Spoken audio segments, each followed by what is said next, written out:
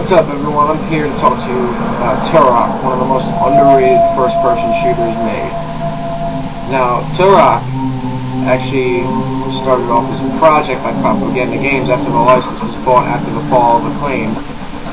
And, well, it's just a beautifully crafted shooter. I mean, the graphics are amazing, the combat engine is really good, and the game has actually surprisingly addicting multiplayer, but probably the best feature of the game is in its level design, which is a combination of challenging yet skilled.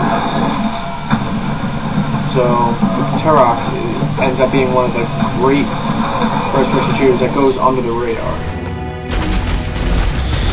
One of the things that sets Turok apart from most of its other predecessors is the fact that it gives you many different ways to tackle objectives. You can just run and gun your objectives, or you can take a quiet approach. But either way, you have a vast arsenal of weapons, and with the simple click of a right bumper, you gain access to their secondary fire modes. Secondary fire modes can include a shitload of different things, from putting on silencers to explosive arrows to 3-round bursts to flame bombs. And these are very impressive to see. And one of the most useful ones is the flare on the shotgun. Now, granted, these weapons are good, but most Turok fans will be disappointed that there's no ridiculous weapons, like the cerebral bore from Turok 2, which digs a bore into their enemy's head and makes their head explode. But my favorite weapon has to be the knife. Simply walk up to an enemy, pull the right trigger, and you'll execute a brutal knife kill that'll take out the enemies quietly. The knife possessed the power of a sly yet ferocious animal. The story is basically simple. You're part of Whiskey Company, and you're sent to a planet to take down your old mentor, Kane. Now, Kane gained control of a bunch of new animals, dinosaurs, and he's using Wolfpack to secure the facility and the planet. Now, your job is basically just to take Kane out. This proves very difficult, though, as dinosaurs get in your way, along with other Wolfpack members. Turok 2 has actually surprisingly deep multiplayer component, although the modes are standard first-person shooter fare, deathmatch, team deathmatch, capture the flag.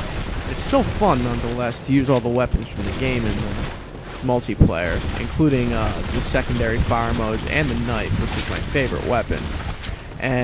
But one of the main things that will draw some people is the co-op mode. Co-op mode is really fun. You can play with up to 4 players total.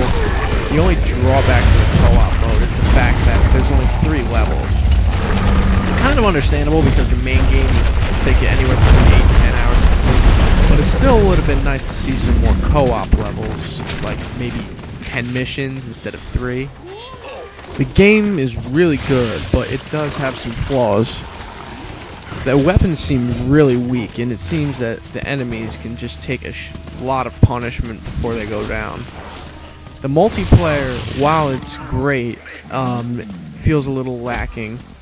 The graphics can sometimes have low-res textures, and the game overall, though, is really fun to play. If you're a fan of first-person shooters, I would definitely recommend picking Turok up. It's now only $20, so it's a really good deal now. And the game is just really fun to play. People still play multiplayer. Overall, I give Turok a 9.0.